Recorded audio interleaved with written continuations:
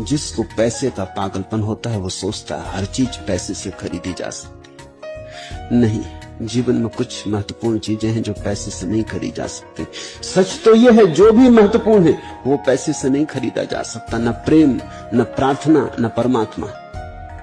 जीवन में जो क्षुद्र है और व्यर्थ है वही पैसे से खरीदा जा सकता है।